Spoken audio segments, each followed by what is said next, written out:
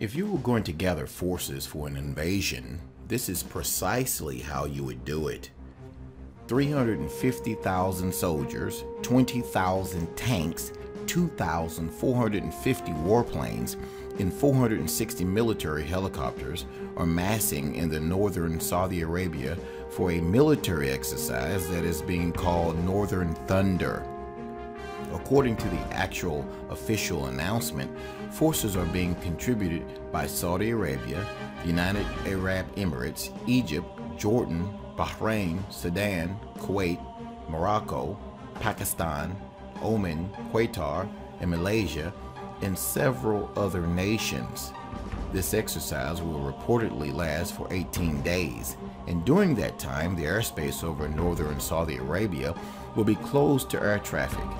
This will be the largest military exercise in the history of the region, and it comes amid rumors that Saudi Arabia and Turkey are preparing for a massive ground invasion of Syria. Like I said, if you were going to gather forces for an invasion, this is precisely how you would do it.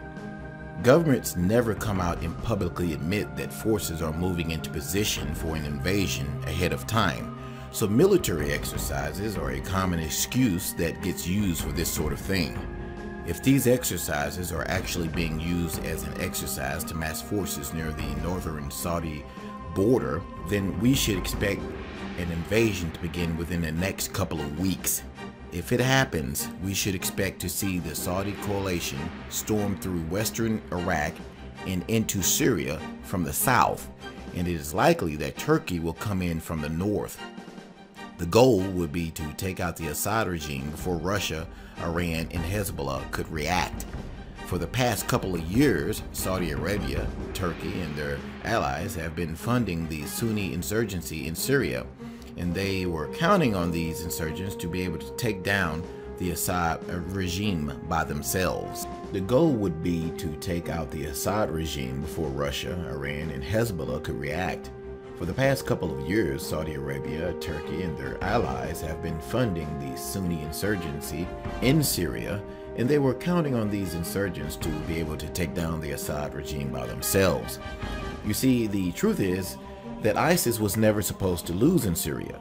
Saudi Arabia and her allies have been funneling massive amounts of money to ISIS, and hundreds of millions of dollars of ISIS oil has been shipped into Turkey, where it is sold to the rest of the world.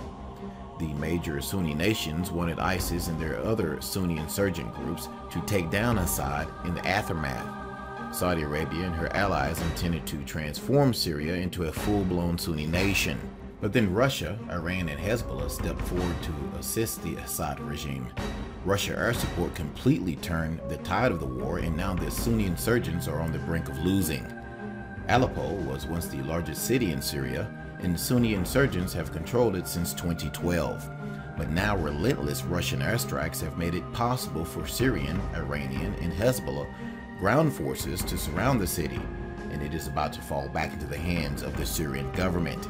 If this happens, the war will essentially be over.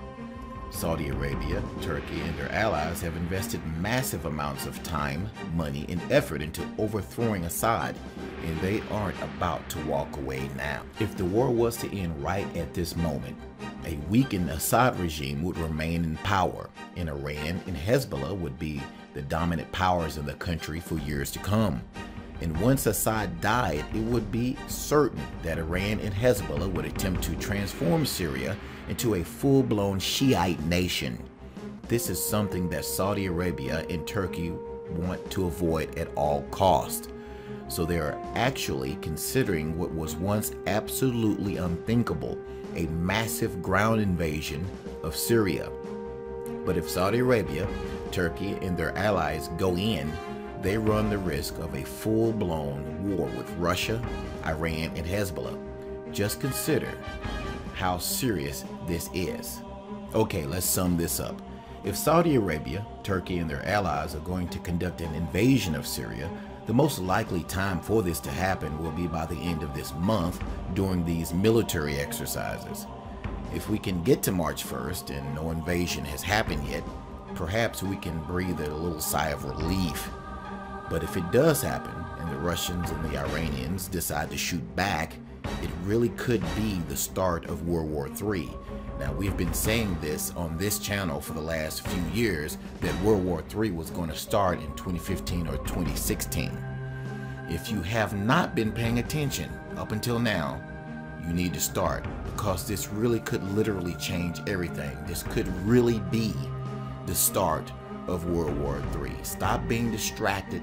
Pay attention to what's going on in the Middle East, because believe it or not, what happens over there will affect us over here in the United States as well. We'll keep an eye on this. Thanks for watching.